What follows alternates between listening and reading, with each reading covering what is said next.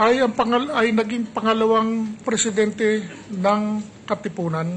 Yung una po ay si Deodato Arellano at yung Jose Maria Basa Sr. ang pangalawang presidente, at nung pangatlo po ay pinalitan na nilang pangalan, si Andres Bonifacio, tinawag na nilang Supremo. Mr. Chief Justice, may I plead with you to wind up so that we can proceed with the trial. I will give you the how many minutes more do you need, Mr. Chief Justice? Sandali na lang po. Importante po kasing makita ito ng sambayanan natin, sapagkat 5 buwan na po akong araw-araw 24/7 na siniraan doon sa media sa labas. Mr. Chief Justice, opo. You have the floor unless I'm disauthorized by the members of this court. You may proceed and finish your... Kailangan pong malaman ng sambayanan natin kung sino ako. Kasi dahil doon sa media campaign na naganap ng prosecution doon sa labas itong impeachment court na ito, napakasama po ang tingin sa akin bilang tao, ng maraming tao. At siguro ito na lang po ang kahuli-hulihang pagkakataon na maikorek ko ang impression ng tao tungkol sa akin. Ano po ba ang lifestyle naming pamilya? Ang lifestyle po namin ay napakasimple po namin, napakatipid at hindi mapag-aksaya. Hindi po kami mahilig sa sosyalan, nakatutok sa pamilya. For 40 years po,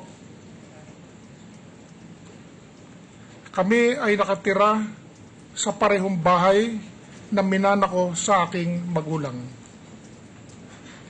Kailanman, the past 40 years, hindi kami nakapagbayad ng upa or amortization sa housing loan. Simpleng buhay at tahanan lamang. Hindi man kami gumagamit ng aircon sapagkat napakadali po namin magkasakit sa lamig. Simpleng pagkain lamang ang kinakain namin sa bahay. At sa maniwala po kayo at sa hindi, kami po ay walang katulong sa bahay. At yan ang sinasabi kong katotohanan sa inyo. Ganon kasimple po ang aming pamumuhay, na pamisan-misan lamang na may dumadating na naglilinis ng aming bahay o nagpaplansya ng aming damit.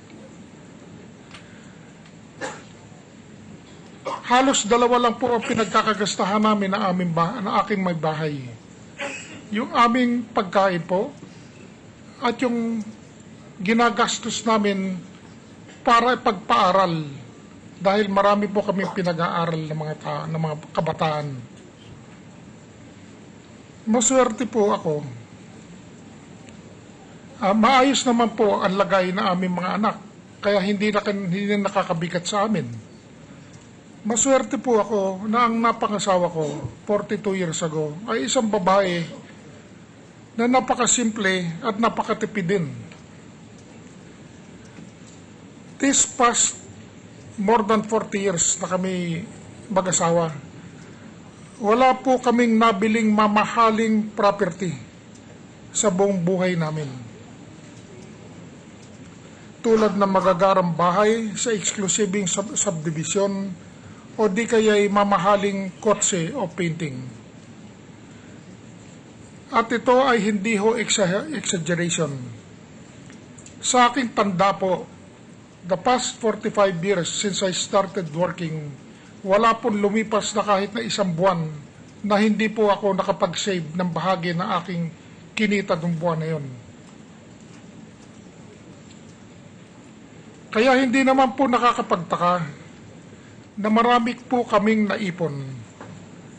Kaya nakakasakit po ng kalooban, totoong nakakainsulto, na matapos kami magtipid at mag-ipon for almost 45 years, kami po ay tatanungin ngayon at sasabihin sa amin, bakit ka maraming cash? Siguro magnanakaw ka.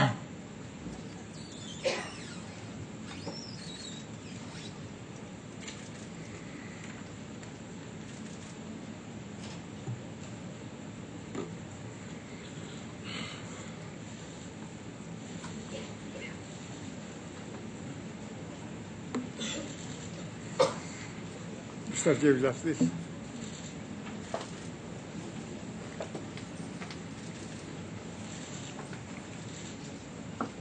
Are you through? The witness, Your Honor, is appearing to be very emotional. He is on the verge of tears. I wonder whether the court will be magnanimous enough to grant us even a 5-minute or 2-minute recess only, Your Honor, in order to enable him to gain his composure, Your Honor. And we will wind up within that period. We assure the court. Session suspended for 2 minutes.